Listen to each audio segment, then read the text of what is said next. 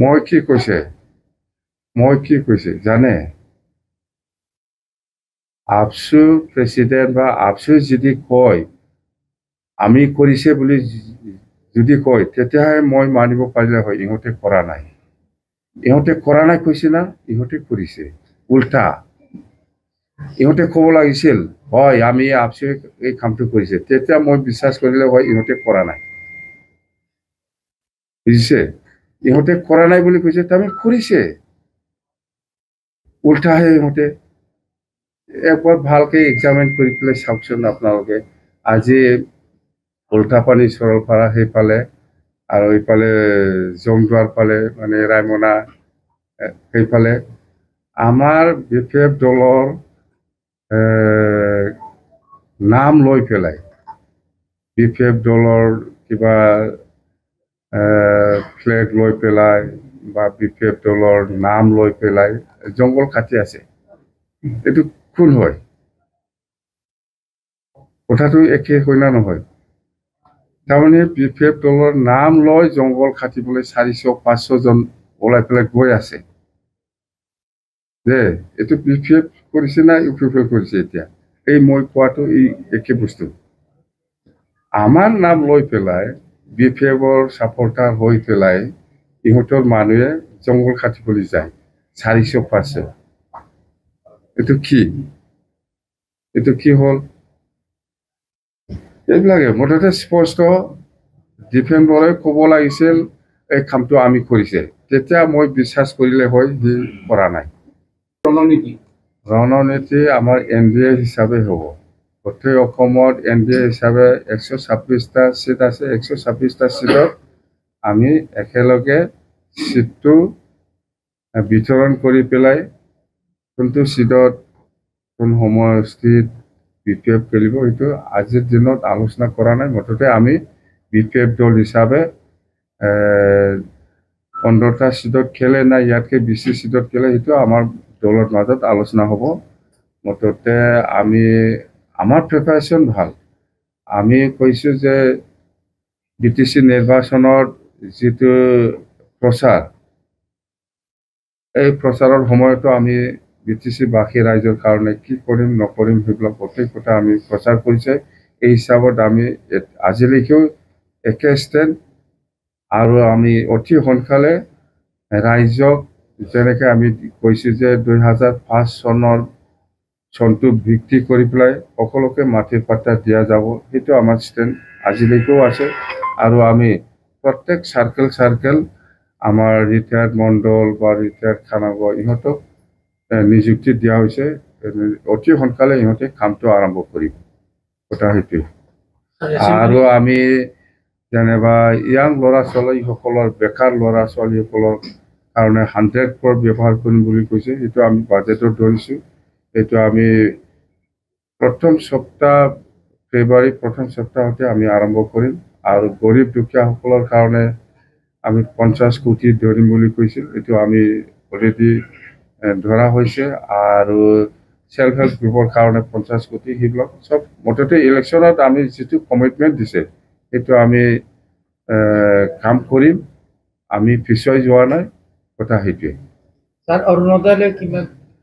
অৰুণোদয়টো প্ৰমোদ বড়োৰ দিনত বহুত ফিল আপ কৰি গ'ল কিছুমান ডাবল আছে সেইবিলাক কেঞ্চেল হৈছে বুলি আমি জানো মুঠতে অৰুণোদয়ৰ ক্ষেত্ৰত আমি জাষ্ট চাব পাৰিছোঁ কোনটো সঁচা কোনটো মিছা এইটো আমি কাৰেকশ্যন কৰি আছোঁ বহুত কেঞ্চেল হৈ গ'ল প্ৰমোদ বড়োৱে মানে যিসকল মানুহে পাব লগা ব্যক্তি সেইখিনি মানুহে পোৱা নাছিলে মানে ইলিগেল আৰু কি মানে পাবৰ কাৰণে যোগ্যতা নাথাকা মানুহসকলক ইহঁতে নাম দি পেলাই গৈছিলে এইবিলাক অট'মেটিক আমি কেঞ্চেল কৰিছে মুঠতে বহুত অসম চৰকাৰৰ আণ্ডাৰত বহুত স্কিম আছে বহুত প্ৰজেক্ট আছে মুঠতে আমি নতুনকৈ পোৱা নাই প্ৰমোদ বড়োৱে কাম কৰি যোৱা কিছুমান আধৰুৱা কাম এইটো আমি এতিয়া ফিল আপ কৰি আছে সেইটোৱে এইটো পৰ্ট অফ একাউণ্ট হ'ব না ফুল ফ্লেজড বাজেট হ'ব মই নাজানো মুঠতে ফেব্ৰুৱাৰী মাহত এটা আৰু 2026-27 কাৰণে full fledged budget session budget হ'ব বুলিহে মই জানো। তো এতিয়া আমি ফেব্ৰুৱাৰী মাহত আমাৰ যেটো 26-27 যেটো ফুল বাজেট হ'ব, ইয়াত আমাৰ যিখিনি পাব লাগে ইয়াতকে আমাৰ 10% এনহেন্স আমি কৰিম। এইটো সিস্টেমত আছে। 10% এনহেন্স হৈ পেলাই আমাৰ বাজেটটো আহিব বুলি আমি কামনা কৰিছোঁ বা আমি ডিমাণ্ড দিওঁ। এইটো এটা সিস্টেম হৈ গ'ল। প্ৰত্যেক বাজেটত বছৰে 10% এনহেন্স হ'ব লাগে, এইটো ধৰা বান্ধা। কিন্তু প্ৰমোদ বড়োৰ দিনত এইটো হোৱা নাছিল। আকৌ আমি বেক হৈ গ'ল 5 বছৰ। এতিয়া আমি সেই 5 বছৰত যিখিনি 10% গেপ হৈ আছে 5 বছৰত, সেইটো মেকআপ কৰি পেলাই আজিৰ দিনত কিমান হয় এইটো যোগ কৰি পেলাই আমি এই বাজেটটো আমাৰ বিটিচিৰ পৰা যাব।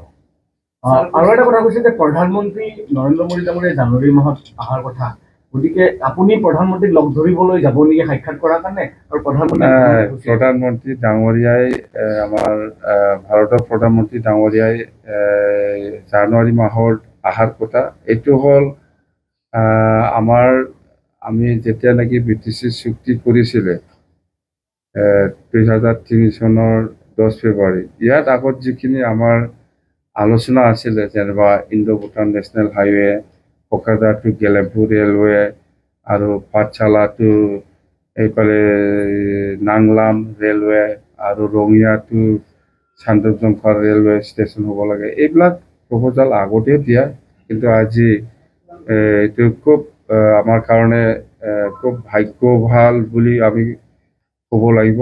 মুঠতে আমি যিমানটো জানো, জানুৱাৰী মাহত প্ৰধানমন্ত্ৰী নৰেন্দ্ৰ মোদী ডাঙৰীয়াই এই ৰেল কোকৰাঝাৰ টু গেলেমপুৰ যিটো ৰেল লাইন, সেইটো অপেনিং কৰি পেলাই ফাউণ্ডেশ্যন কৰি পেলাই যাব। সাক্ষাৎ কৰিব যাব নেকি প্ৰাইম মিনিষ্টাৰক সোনকালে? নাই, এনেকুৱা প্ৰগ্ৰাম নাই। যদি দৰকাৰ আছে যাব, কিন্তু আজিৰ দিনত আমি এনেকুৱা ইমাৰ্জেঞ্চি লগ কৰিব লগা এনেকুৱা ইছ্যু মই দেখা নাই। আক্ৰাছৰ পৰা মোক অলপ আগত লগ কৰি পেলাই গৈছে। আলোচনা এটাই যে কোচ ৰাজবংশী বা আদিবাসীসকলৰ যিটো জনজাতিকৰণৰ ক্ষেত্ৰত আমি আগত যিটো NOC দিছে, ইয়াতে ভাল থাকিলে ভাল, সেইখিনি কথাটো কৈছোঁ মই ইয়াৰ পৰা। আৰু মই কৈছোঁ আগত যি ষ্টেণ্ড দিছে ইয়াতে মোৰ ষ্টেণ্ডটো ভাল থাকিব। কথা সেইটোৱে, জনগোষ্ঠী দিয়াৰ ক্ষেত্ৰত আমাৰ কোনো আপত্তি নাই, কিন্তু এক্সিষ্টিং ট্ৰাইবেলে একো ক্ষতি হ'ব নালাগে। সেইটোৱে আগত যি আছে সেইটোৱে।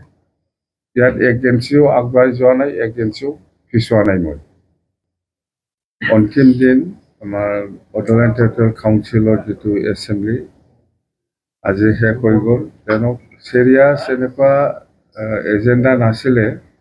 আমাৰ আজি যিটো এছেম্বলি কুৱেশ্যন আৱাৰ আছিলে, আৰু কিছুমান আমাৰ ডিপাৰ্টমেণ্টেল বিল পাছ কৰিব লাগে, সেইখিনি আমি কৰিছোঁ। তো কথাটো হ'ল, এতিয়া আমাৰ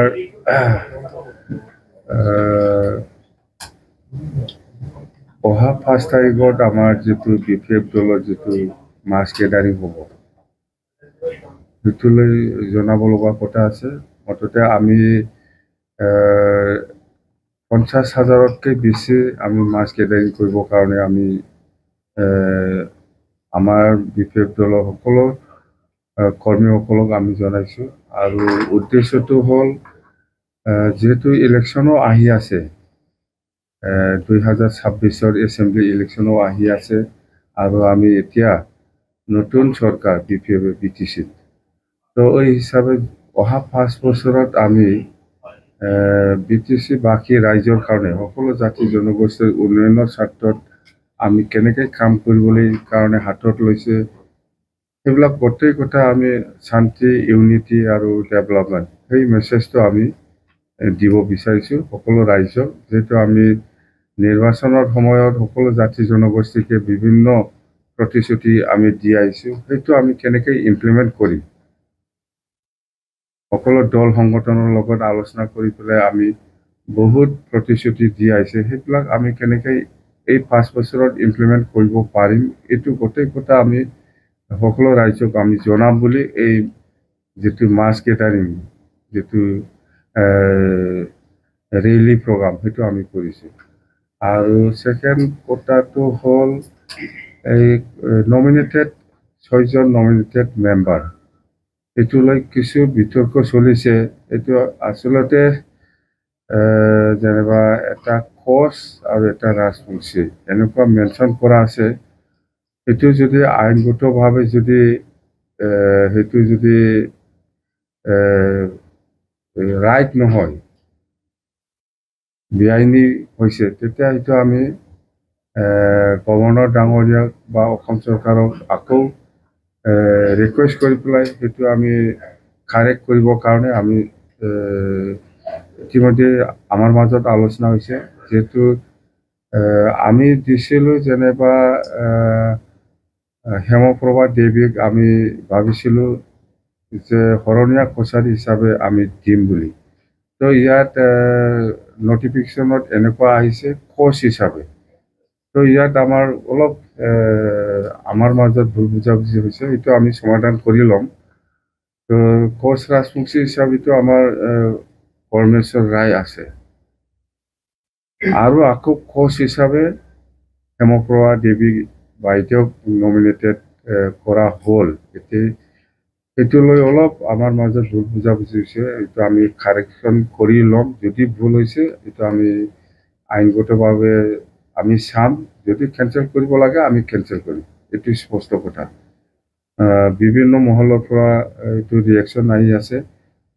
কোচ ৰাজবংশী এটাই জাতি, কিন্তু নমিনেশ্যনত নটিফিকেশ্যনত কোচ হিচাপে এজন আৰু ৰাজবংশী হিচাপে এজন আহিছে, সেইটো আমি কাৰেকশ্যন কৰি ল'ম।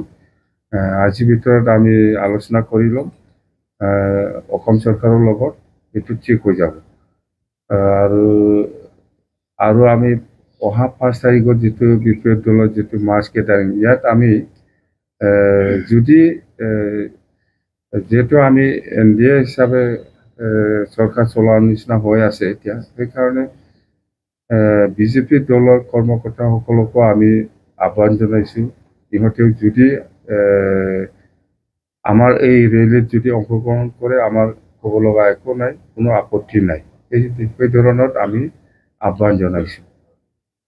নিশ্চয় আহিব, বিজেপি দলৰ বহুত কৰ্মকৰ্তাসকলেও নিশ্চয় আহিব। আমি যিহেতু আহ্বান জনাইছে, স্পেচিয়েলি এই প্ৰগ্ৰামটো হ'ল BPF দলৰ, তথাপিও আমি বিজেপি দলৰ কৰ্মকৰ্তাসকলক আমি আহ্বান জনাইছোঁ যে আমাৰ ৰেলীত যদি যোগদান কৰিব ইচ্ছা আছে যোগদান কৰিব পাৰিব বুলি।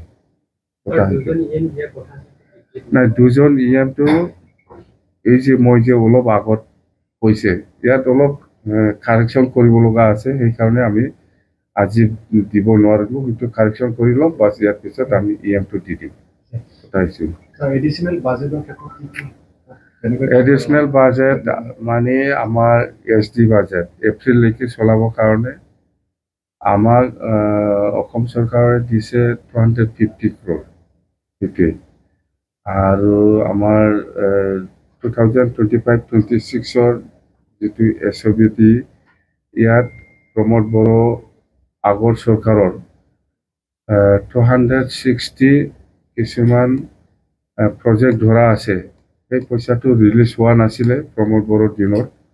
260 crore এইবাৰ যেহেতু আমাৰ দিনত নতুন চৰকাৰৰ দিনত এইবাৰ ৰিলিজ কৰিব, সেইটো যদি হিচাপ কৰে তেতিয়াহ'লে 510 হয়, 510 কোটি পোৱাৰ নিচিনা হৈছে আমি। কিন্তু 260টো প্ৰমোদ বড়োৰ দিনতে ৰিলিজ কৰিব লাগিছিল, সেই পইচাটো ৰিলিজ হোৱা নাই, এইবাৰ ৰিলিজ কৰিব। তো সেইটোকে ধৰি আমি এতিয়া SD বাজেট হিচাপে 510 পাইছে বুলি আমি ধৰিব পাৰোঁ। কিন্তু কিছুমান স্কিম ধৰা আছে, কিছুমানটো প্ৰমোদ বড়োৰ দিনত যিখিনি কিছুমান স্কিম ধৰিছে সেইবিলাক কিছুমানটো ঠিকেই আছে, সেইটো আমি কেঞ্চেল নকৰিম, কিন্তু কিছুমানটো কেঞ্চেল হ'ব।